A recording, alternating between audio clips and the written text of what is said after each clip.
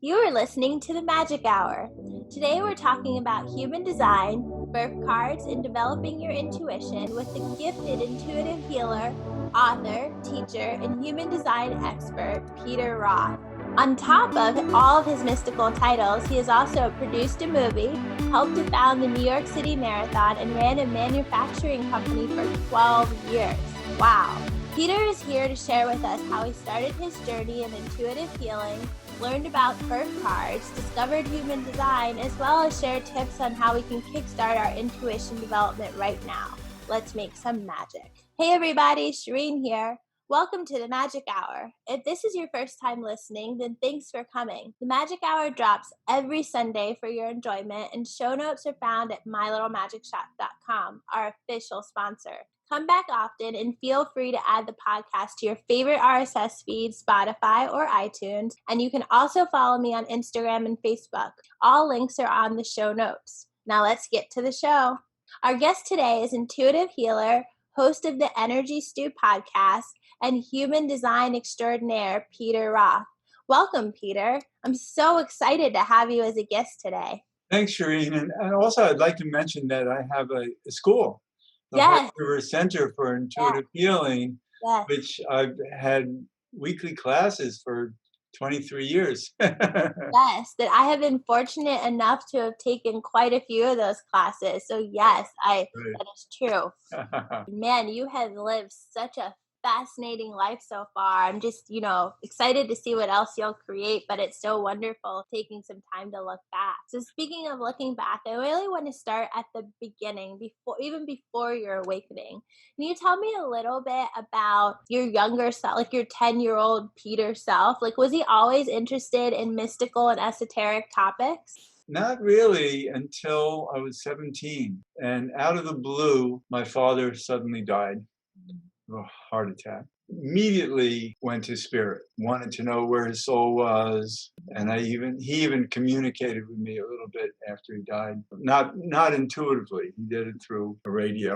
Oh, wow. It was just all static. And all of a sudden, a voice came on and said, "Your father just died," and then went back to static again. So that was my father saying that he might have just died, but he's setting this up. Wow. That's nothing short of magical. I believe you're clairaudient, which according to Google is the power or facility of hearing something not present to the ear but regarded as having objective reality. Did you always hear, or was there a moment where this kind of just turned on for you? I didn't know how intuitive I was, and I was doing amazing intuitive things in wonder. It's like, how do I know that? There was a time when, in the 70s, I was an active guest on the Gary Null Natural Living radio show, and he would bring me on to debate issues with experts about things that I should have known nothing about. But I could just sit at the mic, and all of a sudden I had expert answers for people. And it's like, how do I know this? I don't know. And there are times where I've sat with scientists and given them information that they needed. And I would say, I don't know what I'm talking about. I don't know why I'm telling you this. This is what I'm receiving. And then they go, oh my gosh, this is amazing stuff. I didn't understand what it all meant, as an intuitive, other than so many experiences I had where I just was tuned in and knew things that normal people don't know. How far back can you remember this happening for you? Like, was it, something in childhood, or you just always remember it? There were times where a voice really would shout at me. One time I was packing my car to head back south from up in Vermont, and I just smelled blood all over the car, and I knew there was going to be blood. And I was with my kids, and I said, oh, I'm nervous about this drive home because it's obvious that there's going to be blood. We stopped at a ski area where it was in the summer. They had this alpine chute, a sled that you could slide down these slides on these like scooters or whatever, sleds. And I did it with my son, and we were pretty brave. In the middle of it, I popped off into the woods. And I was like, well, I don't know. And I thought I had hurt him, but he was a little cut up. And then I looked at my arm, and I could see the bone. Oh my God. Like, it was sliced clear through. The bone wasn't broken, but the arm was sliced right to the bone. Wow. And luckily it didn't start bleeding right away. I actually got back on the sled and we went down the rest of the mountain. As soon as we got to the bottom, the blood started. Oh, wow. And so there was that warning I had, and I learned that, looking back, I said, wow, the universe is really communicating with me. Another time I was about to go for a run in Central Park, and I was about to step on the road, and I heard a shout in my head saying, stop, don't do that. Yeah. And I said, excuse me, I'm going for a run. What's going on? And I Yeah. stepped back, and again, the voice shouted, stop, don't do that. And I said, well, thank you for sharing, but I have this run cut out for me, so I'm gonna run. And within 4 miles, I came down with a stress fracture. Oh my God. So later on, when I knew how intuitive I was and I could expect and I could actually create dialogues, there were also times where when I wouldn't be asking, the universe would start, basically directing me. I've learned I'd better pay attention. A lot of my work now is where I have a dialogue in the universe. I speak with the masters, with my spirit guides, or whoever else is out there who can make a good contribution. And it's amazing the information that comes through. I've worked with thousands of people over the last 23, 24 years, helping people with the information that the universe provides. Oh, And I love that. I love that so much. So I feel like one of the things that's really cool about you is that, like you are a lifelong learner.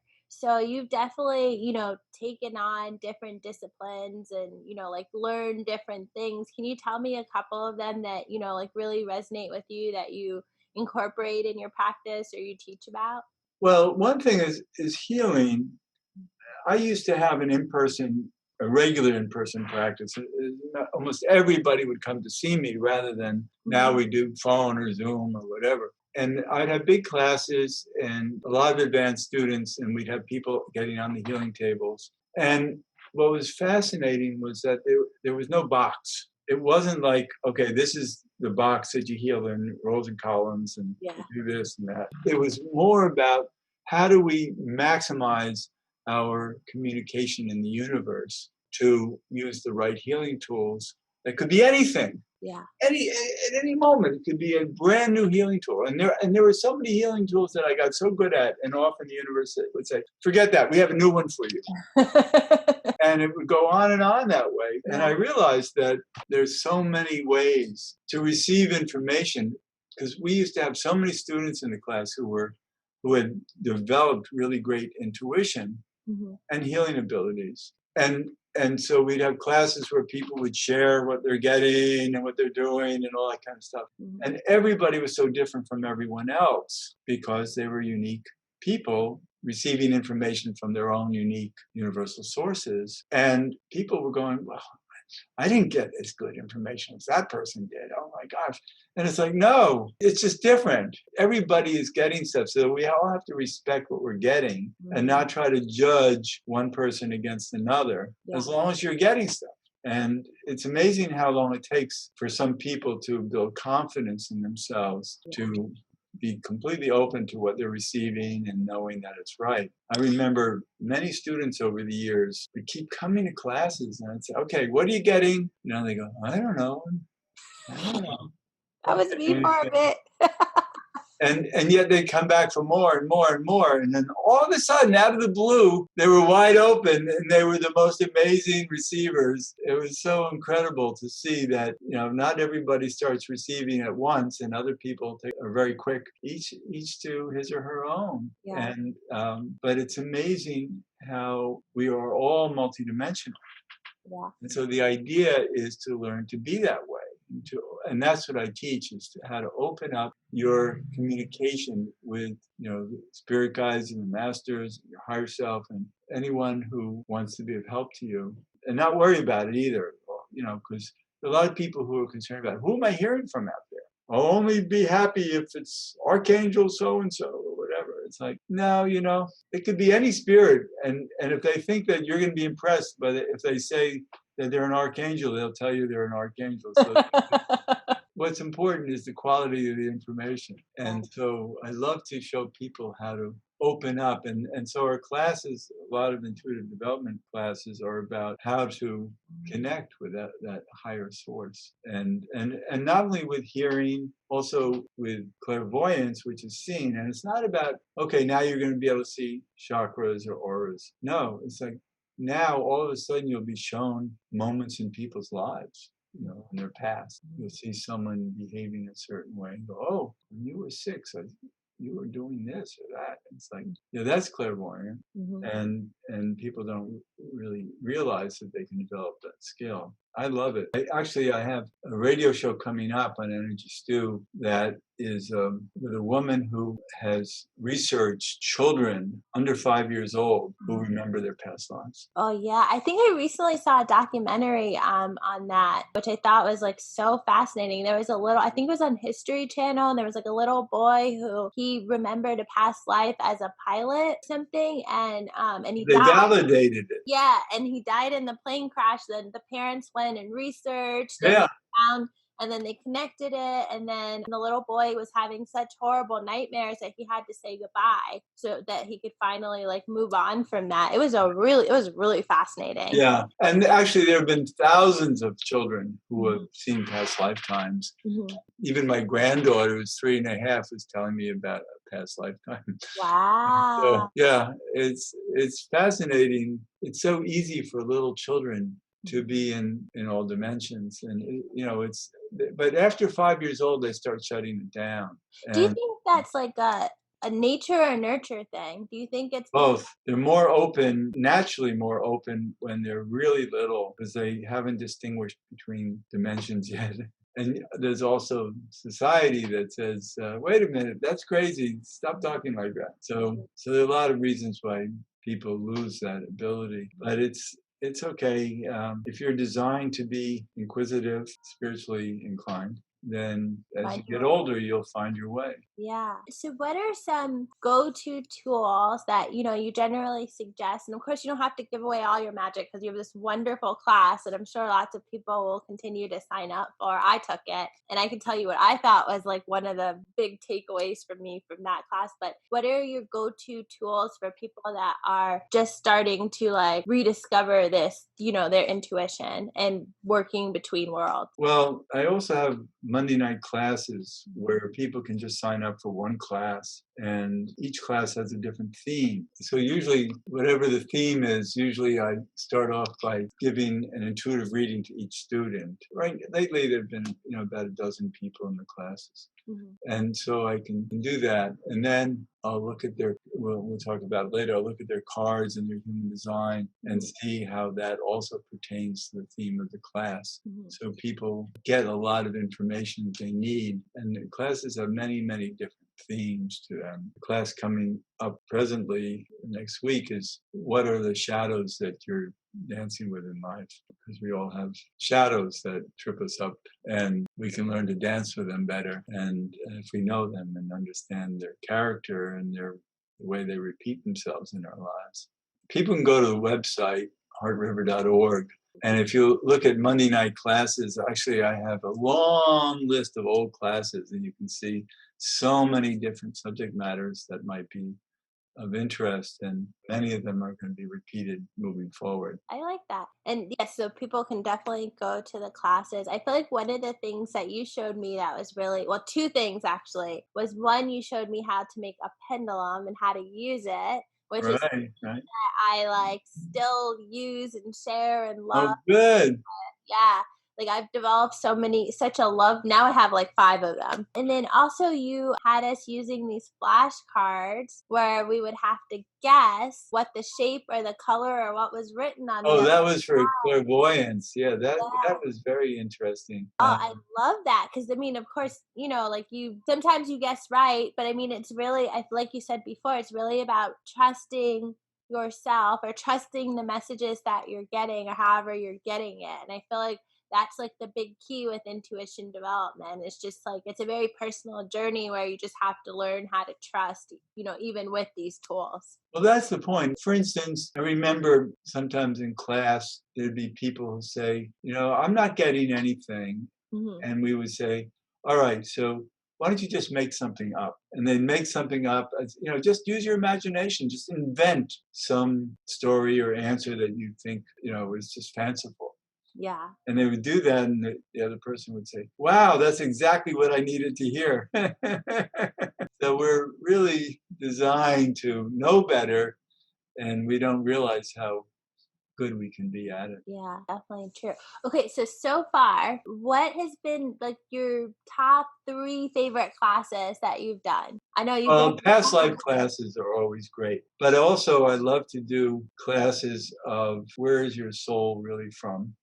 Yep. So that goes way back to soul origin. And Mhm. then I'll do classes on ancient lifetimes. But Mhm. sometimes in my past life classes, I'll be working with one of the students, and the universe will say, no, we're not going to a past life of this person. We're going to go to a future life. All of Oh. a sudden, we're looking at a future life. So that's really cool. I like classes that have to do with soulmates, soul relationships, soul contracts. And in those classes, people can actually bring names of people in their lives, Mhm. and I'll intuitively be able to give them information about why that person is there. Because so often we reincarnate with people from previous lives that we need in this life, and Yeah. they need also, and we fulfill our destiny that. Yeah. I did a class recently on what colors, forms, symbols, mantras, sounds you need. Mm.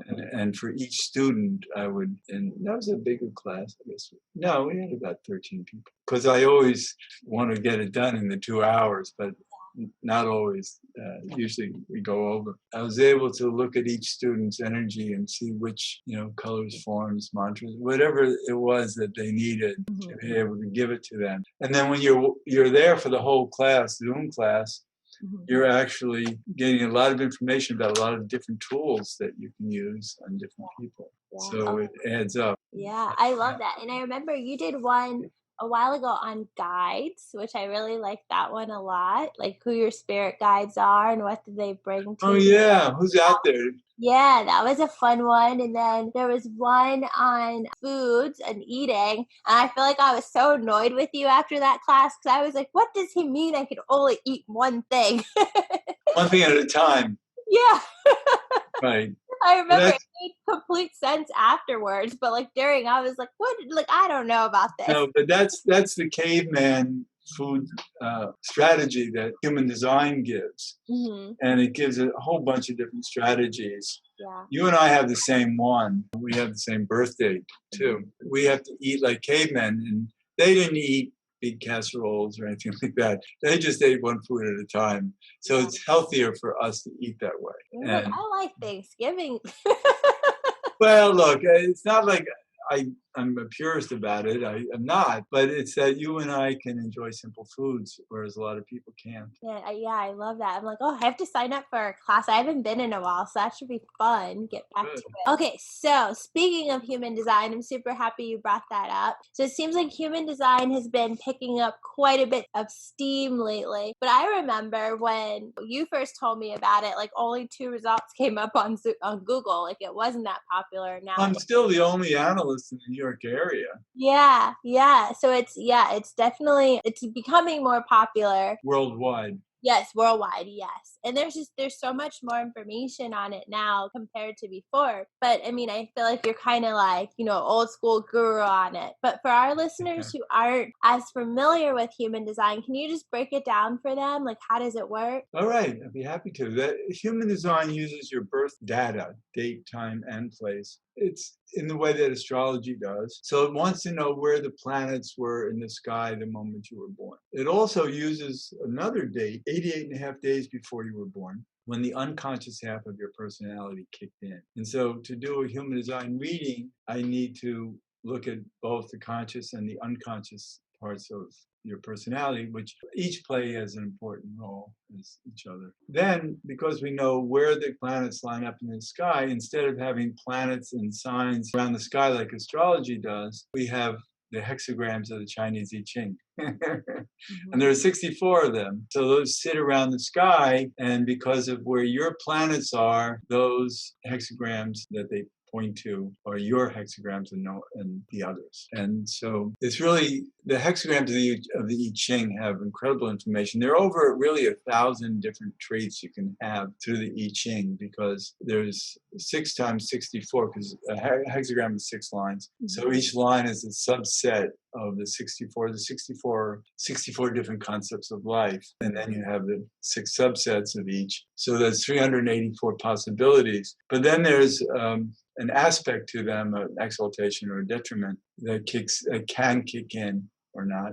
And that stirs the pot even more. So you could have over 1,000 possible traits in your human design that are very specific to you, and nobody else would have the combination that you would have. Wow. That says a lot in itself. And then it gets transposed into the chakra system. Each chakra actually permanently houses a number of different hexagrams that relate to the aspects of the chakras. You know, if it's the heart or the head or whatever, there are hexagrams that relate to that, or emotions. You know which hexagrams you have those transposed into the chakras, and then you start analyzing chakras that way. And the chakras tell us a lot about our lives. And the system is very exacting. It's very detailed. It's not vague at all. And it has tons and tons of information. So a chart reading can actually go 2.5 hours of constant detail. And I've done thousands of chart readings. At the end of each chart reading, I always say, so how did it line up? And they always go 100%. Wow. So it really is an amazing way, you know, because astrology, all the systems have great insight into us if you know them properly. And this one is amazing. My wife is an astrologer, and she says that human design is astrology on steroids. Yeah. So that's nice to know. Yeah, yeah. Oh, I love that. The little that I understand about human design, I know that there are 4, maybe 5, depending on how you say it, different types. So manifestors, manifesting generators, projectors, and reflectors. Do you have an easy way of sharing the difference between these? Yeah, well, it's obvious in the chakra template that is created by the hexagrams, which chakras are connected to other chakras that show us what it is. Manifestors have their throat chakras defined. They're powerful. And because manifestation, let's call it the word of God, creation, we speak from that power of our throats. And when it's defined, we have that power in our throats. So we manifest from there. The generators, which are 70% of the population, they actually have their second chakra colored and defined. That's a motor. It's the sacrum motor. It's also the sex chakra, but in this system, we really see it as a motor of energy that runs your life, that you think because you have that motor, that life works best if you use it. So you stir your pot, and you try to make life work by stirring your pot. The more you stir it, the better you think your life will work. You throw everything into that pot and you say, oh, I'm going to get a result. But the theme is frustration, because we're not manifestors, we're only generators, and a lot of time is spent, we feel, is wasted because we're stirring the pot so hard and not getting the results we want. But we really are indirect manifestors. We really are stirring the pot to create intention in the universe. And the universe actually comes through in its own way, in its own time, its own form, in ways that we might not expect, but fulfill our intention. So the idea is not to keep your eye on your pot that you're stirring so hard, but to keep your eye on the periphery and watch life come out of left field. The real truth in life is that it happens, and in patterns. So human design shows us the patterns that our life happens in, and so do other systems. It's really about the universe at work. We're just passengers on the ship. And so we can't even think for ourselves. You can't. You know why? When was the last time you planned a thought? That's a trick question. No, you've never planned a thought. No. You can't. You can follow thoughts that you've planned. If you haven't planned them either, they come to you. Yeah. So in other words, we have thoughts. Where do they come from? We don't know. So we're really passengers on the ship. We have to live serendipitously and synchronistically and trust the process. That's really The Got it. secret to life is to trust the process. Doesn't mean not to stir your pot a lot, Yeah. but then to, in a sense, get out of your own way. Covered manifestors and generators. Tell me a little bit about manifesting generators. Well, they're really generators who, once the universe delivers out of left field, they can then manifest from that. Got it. Okay. And then projectors and reflectors. Okay, projectors are 21% of the population. They don't have that sacrum, the second chakra defined. It's empty. And projectors aren't run by their motors. And so you could say that those of us who are slaves to our energy. Mm-hmm. And the projectors are here to save us from being slaves. They actually, instead of stirring their pots, they design their pots. So they kind of work on their design. They're always seeking to be recognized for what they're best at. And their job is to wait for people to see them and respond to them. And if they don't, then their theme is bitterness, because they don't have time to be recognized. But once they're recognized, great things can happen, because they're smart. They're always very smart, and don't waste energy. Yeah. So manifestors, throat chakra is defined, generators, sacral, projectors, nothing defined, and then reflectors, which I believe are the smallest pool of the population. Tell me a little bit about that. Well, they have no definition. They're Okay. just mirrors. They're just walking around. Yeah. They're canaries in the coal mine. They respond well, and their job is to choose to be around what turns them on. Yeah. So they can reflect that. They have to really be sensitive to not reflecting the wrong stuff. That's fantastic. So most recently, you've gotten into card reading. So can you tell me a little bit more about this? Oh yeah, I love that. Well, this is a 52 card deck. This is, the playing cards that we're all familiar with. Yes. Which is thousands of years old. Has a mathematical system to it, so that based on your birth date, you can then find out which cards you're born to. And there's a hand of cards you're born to, and not just a birth card, but then there's a ruling card, and then there are so many. There are cards based on each planet we respond in our lives. But I've done, at this point, hundreds, if not certainly, probably more than 1,000 card readings, and they're always unusually correct, because I'll do them with groups of people. Like there might be 10 people who know each other, and I'll go from one person to the other telling them their cards, and they'll go, "Oh, of course, oh my gosh, no wonder," and because it explains people. And so, like you and I, because we're both born on the same birthday, we're both 4 of clubs. That's our birth card. So the 4 of clubs is actually a strong card, because clubs are the mind, and 4 is 4 squared. It's foundational. You and I always want to get to the truth. We want to know what's correct, what's right, what can I believe in, what's the foundation for this or for that. So it's a very smart card. So congratulations. Yay me. But it has its shadows. There'll be questions. All things in life. Right. So the 4 of clubs is greatly questioned. How do you know that? What makes you so smart? Skeptical. Yeah, you have people who, their job is to shadow your card and say, I don't know if I believe you or not. But that's only some people. Most people will really appreciate your brilliance. And then your ruling card is the Jack of Spades. And that's kind of why we're doing the work we're doing, because the Jack of Spades is called the Prince of Consciousness. And you love to explore consciousness. See, and so do I. So it's amazing how when you meet a Jack of Spades, how you always know that what their interests are and what they're up to. And they explore, because the Jack is the prince of the kingdom and doesn't have a defined role other than king in waiting. Has a whole kingdom and all this time to just explore. Oh, I love that definition. I never heard that before. That's beautiful. Yeah. But it can get you into trouble because you're exploring who knows what next. So, and then we have our shadow cards. Like for us, the 8 of Spades is the biggest shadow card we have, and that's a card that is a card of mastery. 8 is a master number. Spades are highly spiritual, of course, but also cover the other suits. That's a shadow. In other words, that's why the 4 of clubs gets challenged so much, because some people will not want you to be the master that you're here to be. But it's your genius card. Your shadow card is your genius card. So you really are here to be a great master. It's just that you'll run into a lot of obstacles from people who are reading your shadow and know that their job is to trip you up. I've had that many times in my life. I always say, always been the last man standing. It's like, yes, well, all these troublemakers out there, but in the end, I found my way.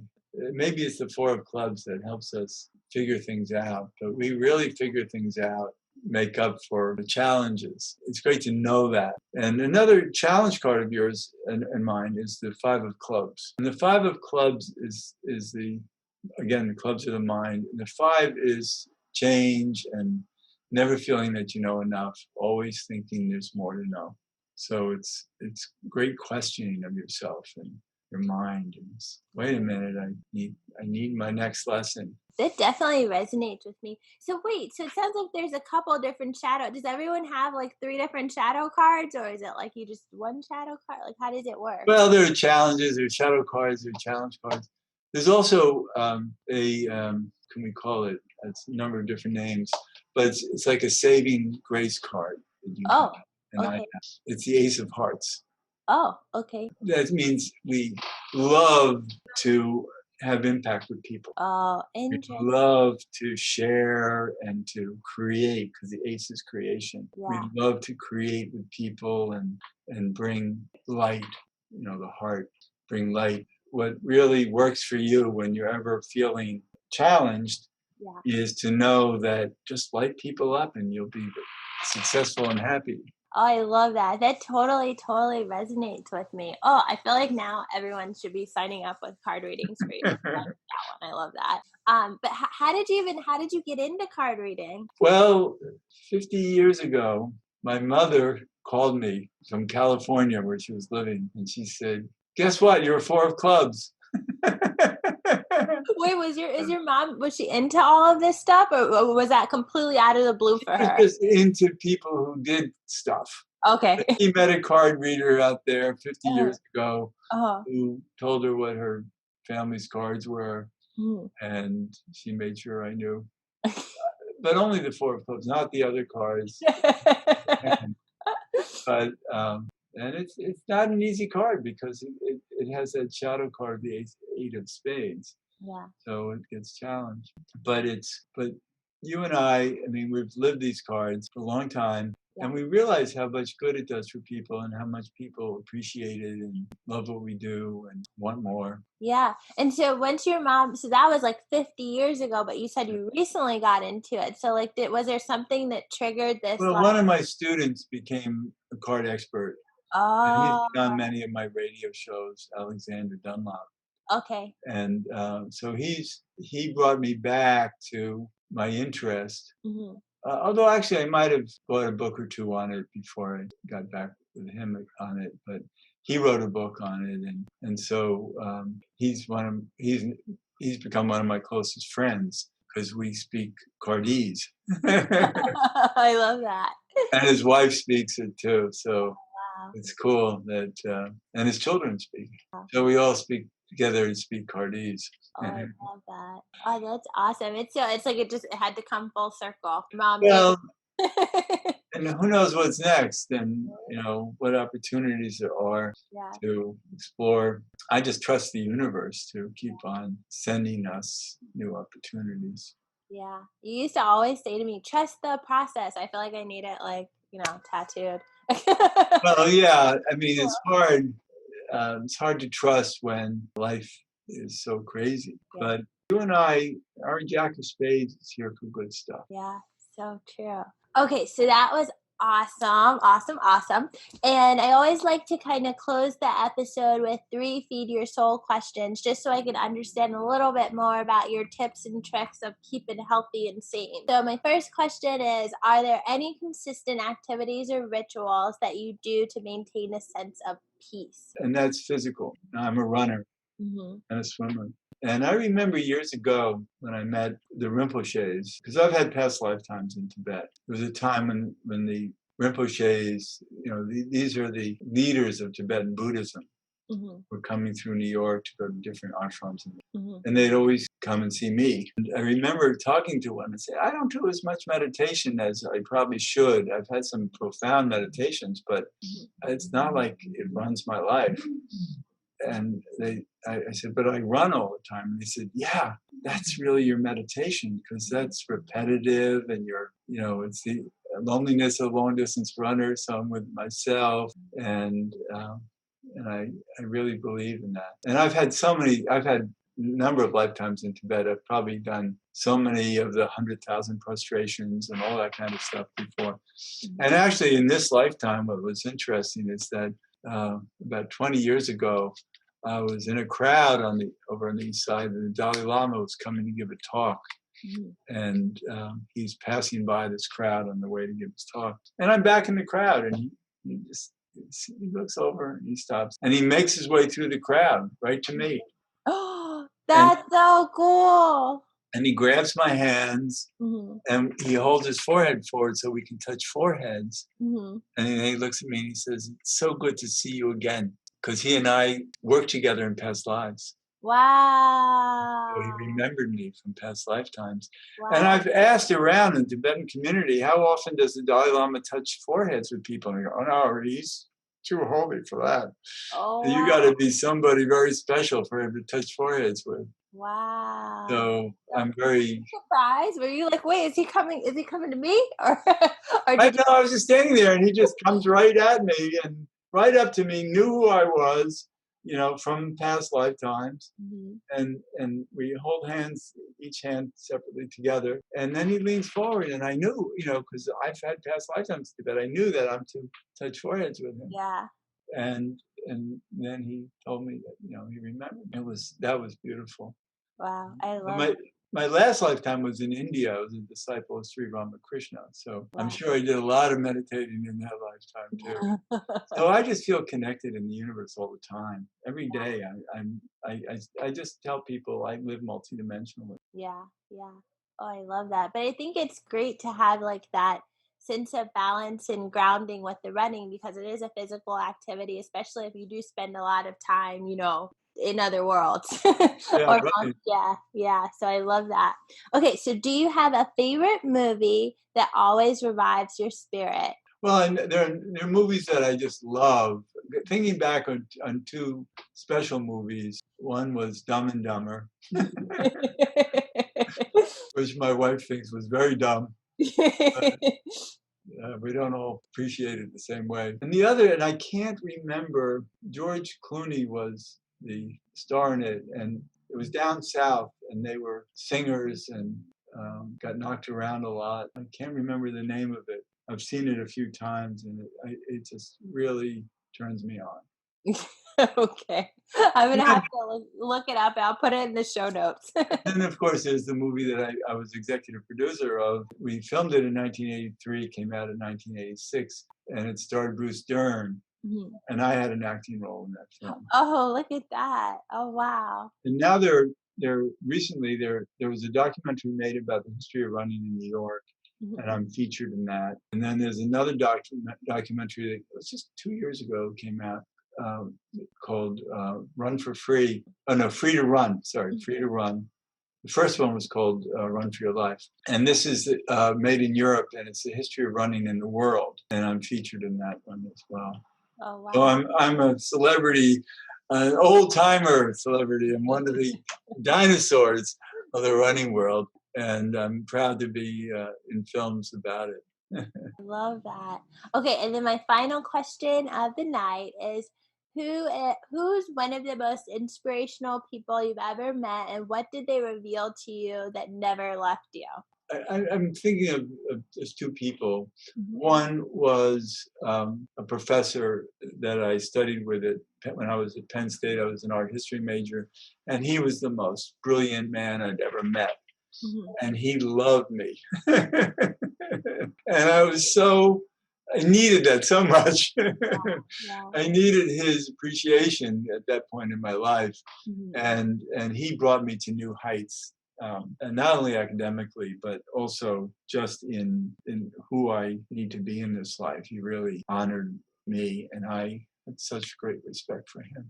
And the other was Peter Urban, who was the sensei.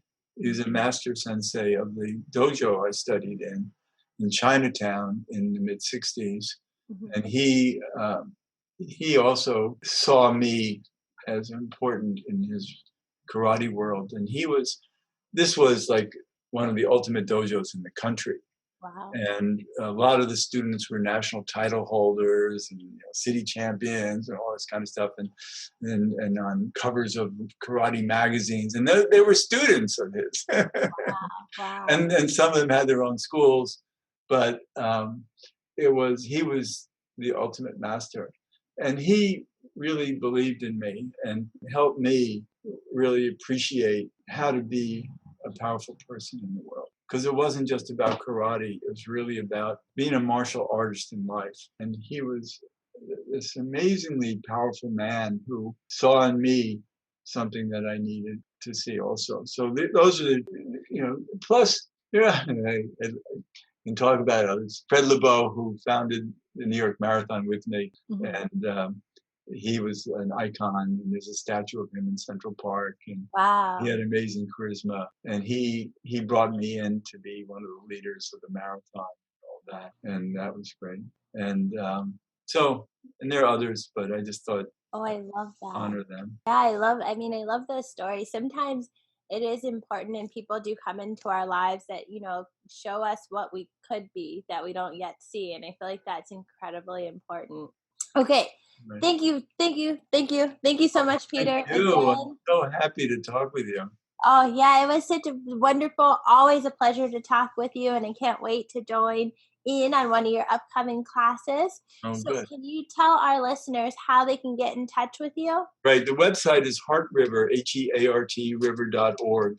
And I'm Peter at heartriver.org, which is my email address. And the radio show is Energy Stew. So if people want to listen, there are 15 years of weekly shows that are archived. And so if you just go to your phone and do Energy Stew, STEW podcasts, and you'll find my shows. Wow, you were doing podcasts way before they became cool. Yeah, right. Love it. Always on the cutting edge. Well, thank you everyone for tuning into the Magic Hour. We hope you enjoyed listening. Be sure to check the show notes over at mylittlemagicshop.com for more information on today's guest, Peter Roth. Remember to check out his podcast, Energy Stew. We hope to see you again next Sunday. As always, sending you so much love, light, and magic. And remember, without a dream, you can't have a dream come true. So make sure you're out there making your own magic. Thank you.